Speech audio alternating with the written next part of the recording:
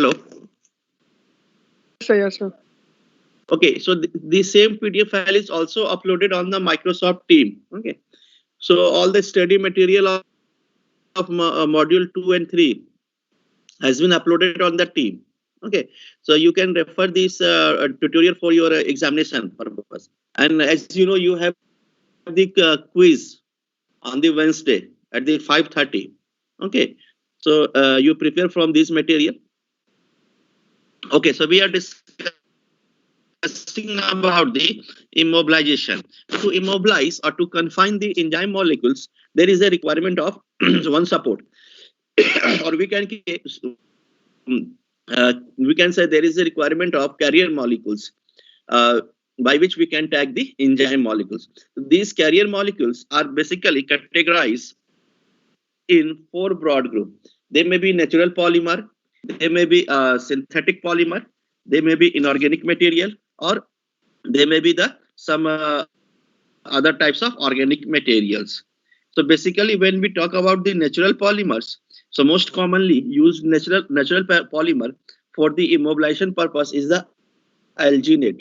Alginate is a natural polymer derived from the cell wall of some alga. So basically, we are using divalent salt of alginate for the immobilization. But the monovalent salt of alginates are soluble in water, while the divalent salts are insoluble. In chitosan or chitin are the molecules. They are the polysaccharides, and they are also extracted from the fungi or exoskeletons of the arthropods. Then collagen is other molecules which can be used for the immobilization purpose. Carrageenan, gelatin, polysaccharides like cellulose, starch, pectins. These are the important substrate molecules which can be used for the immobilization. Now the synthetic polymers, like the synthetic polymers like diethyl aminoethyl cellulose, DEA cellulose, or polyvinyl chloride, UV activated polyethylene glycols are generally used for this purpose. These few inorganic materials are also used for the immobilization, like zeolites, ceramics, diatomeous earth, silica, glass, activated carbon, and charcoal. So these are the few substrate or support molecules on which we can immobilize the enzyme. Next is the method of immobilization. So basically, this method of immobilizations are defined on the basis of mode of entrapment or confinement of enzyme over or inside the substrate molecules. So it may be categorized in 2 broad groups. One broad group having the method, in this case you can say the enzyme immobilization may be carried out by the physical methods or chemical methods.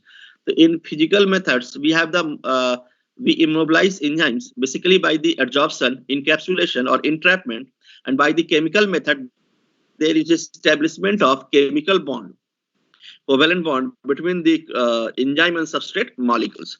So the commonly used methods are the adsorption, covalent binding, entrapment, copolymerization, or encapsulation.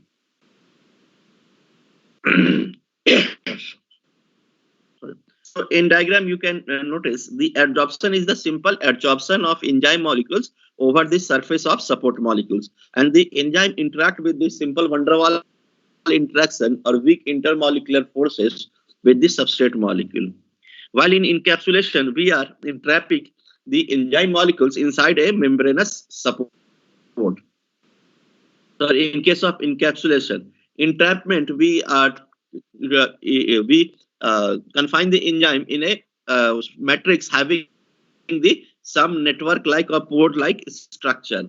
And if there is a formation of covalent bond between the enzyme and substrate, then it is a covalent bonding method of entrapment. Or sometimes we use some cross-linking agent to connect the enzyme or to make the network of enzyme. Then it is known as copolymerization or cross-linking.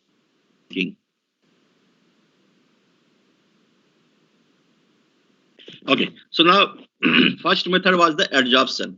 Basically, adsorption is the oldest and simplest method of enzyme immobilization. Nelson and Griffin used charcoal to adsorb the invertase for the first time in the year of 1900 16. In this method, enzyme is adsorbed to external surface of the support.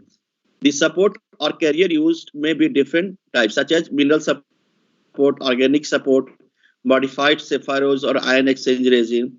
So basically, the ionic interaction, hydrogen bond and van der Waals interaction are the important for this process of adsorption. Now, what are the advantages of this method? So basically, there is no pore diffusion limitation. So enzyme can this pore diffusion is associated with the mass transfer. So there is a easier mass transfer. This method is easy to carry out.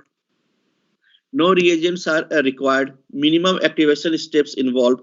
This is the comparatively cheaper method of immobilization and less disruptive to enzyme because there is no permanent chemical bond formation between the enzyme and substrate molecule. So enzyme substrate interact with the weaker intermolecular force. But there are a few disadvantages of this method.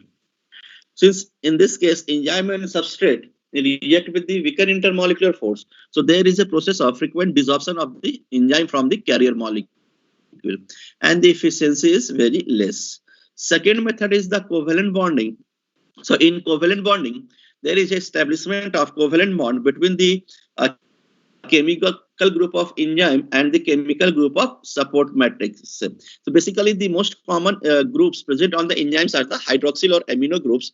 As we know, the enzymes are the proteinous in nature, so they have the hydroxyl or amino group. Beside this, the group like carboxyl group, thiol group, methyl thiol group, guanylyl group, imidazole group, and phenol rings are also present in the substrate or as well as in enzyme molecules. So this group can easily form the bonding, like they can undergo diazotization reaction, they can form peptide bond, they can form different types of bond with the polyfunctional agent. So now the advantage of covalent bonding. So basic advantage of this covalent bonding is the strong linkage between enzyme and support molecules. No leakage or desorption of enzyme takes place. It is a comparatively simpler method. A variety of support with different functional groups are available for this covalent bonding, and it has wide applicability. But this method also having some disadvantages. The chemical modification, since there is a establishment of covalent bond between the enzyme and substrate, so the chemical modification of enzyme leading to the loss of functional conformation of the enzyme. Enzyme inactivation by changes in the conformation when undergo reaction at the active sites. So next method is the entrapment. It is a physical method. In this method, enzymes are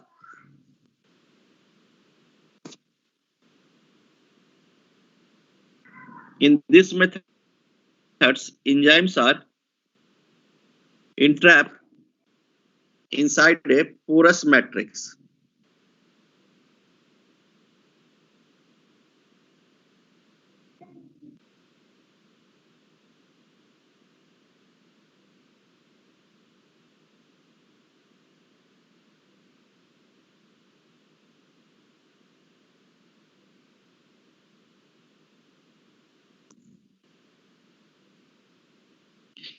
So in entrapment, the enzymes are physically entrapped inside the porous matrix.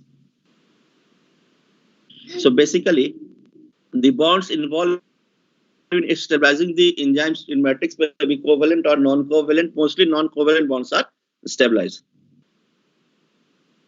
The most commonly used matrix for the entrapments are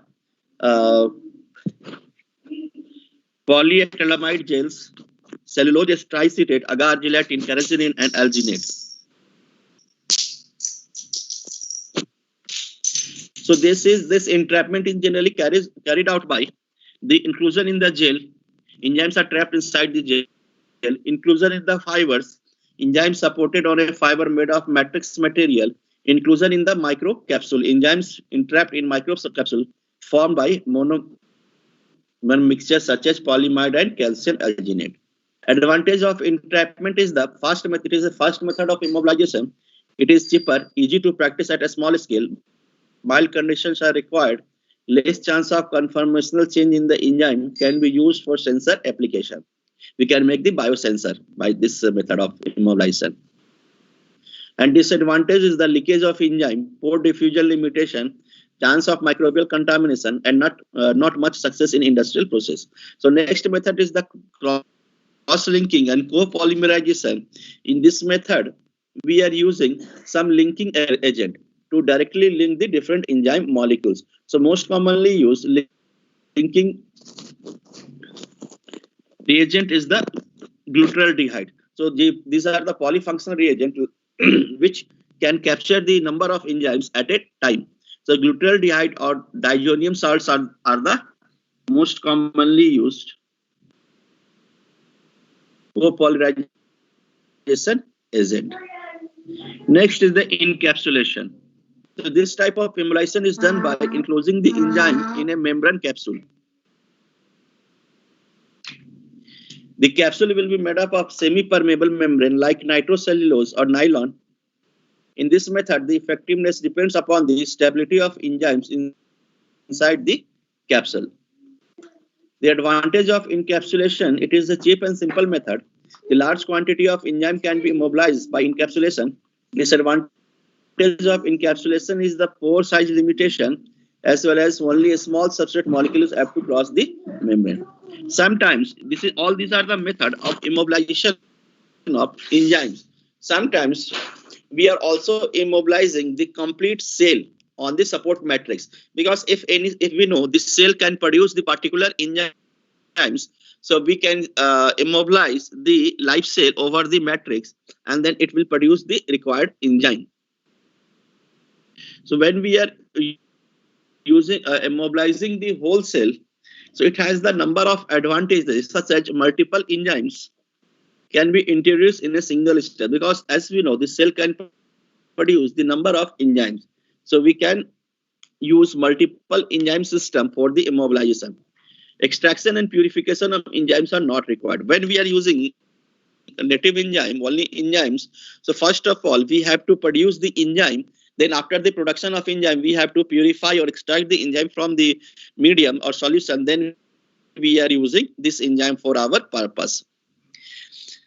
The enzymes are stable for the long time when we are using as a whole cell.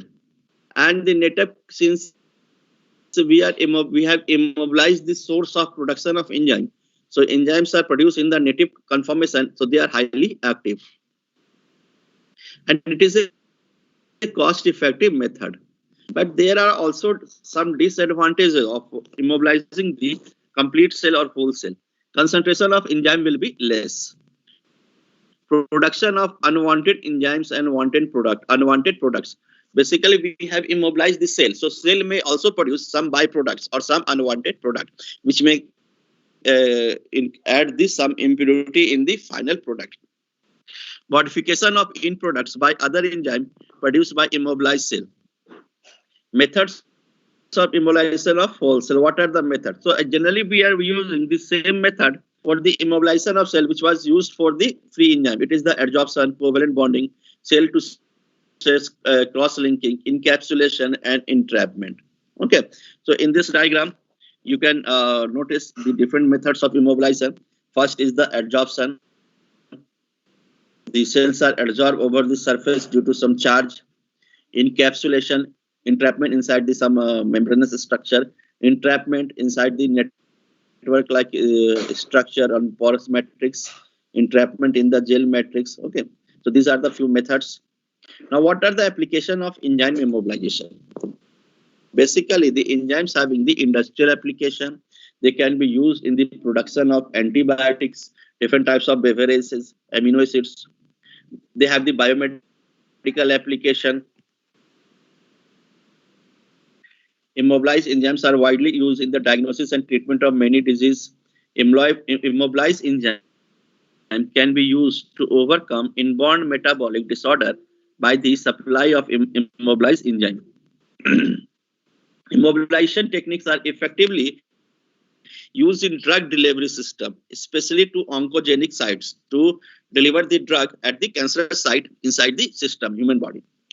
This immobilized enzymes also having the application in the food industry. Enzymes like pectinase, cellulose, sorry, are immobilized on suitable carrier and successfully used in the production of jam, jelly, syrups from the fruit and vegetables. Enzymes are also used as a research tool. There are a number of enzymes which are used in the genetic engineering research, production of clones. There is one enzyme, HRP, horseradish peroxidase. This enzyme is used in the ELISA technique for the diagnosis purpose. The production of biodiesel from the vegetable oils can be done by the use of enzyme. Wastewater management, there are a number of enzymes which can digest or biodegrade the various pollutants. So they are also used in the wastewater treatment. Textile industry are using the enzymes like cellulase or for the scouring, biopolishing, and desizing of fabrics. Detergent industry also using the enzymes like lipase or proteases. In detergent, you have noticed some color granules. So these color granules are nothing but they are the immobilized enzymes. Okay, so these are the few fact about the immobilization of enzymes.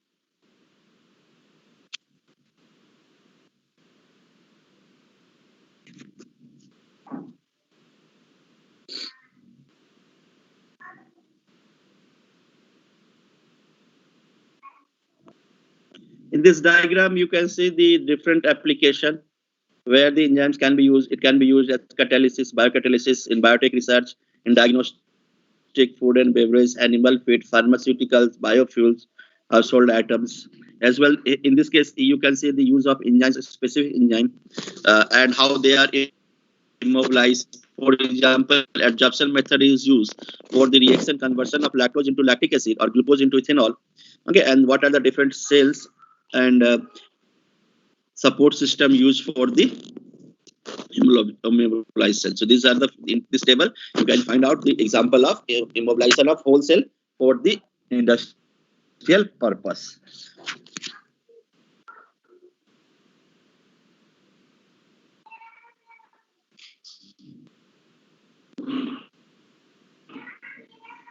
Okay, so it was the some idea about the immobilization of enzymes. Okay, so now module 3 is completed, and all the study material till the module 3 are uploaded on the MS Team. Now you can refer this material for your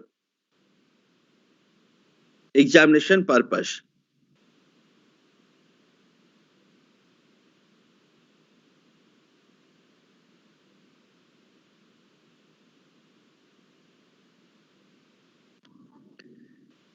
Okay, so now at this point I will end the class. So be prepared for the tomorrow module 2 assessment.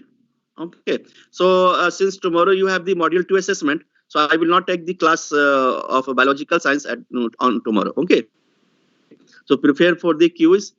Same test, same pattern of assessment. There will be 20 MCQ question and 10 marks, and time will be the 30 minutes. And try to submit the your answer within the 30 minutes, because after 30 minutes it will be you will be unable to submit it. Okay. Okay, thank you. Now you can leave the class. Thank you very much. Thank you. Thank you, sir. Thank you, sir. Welcome.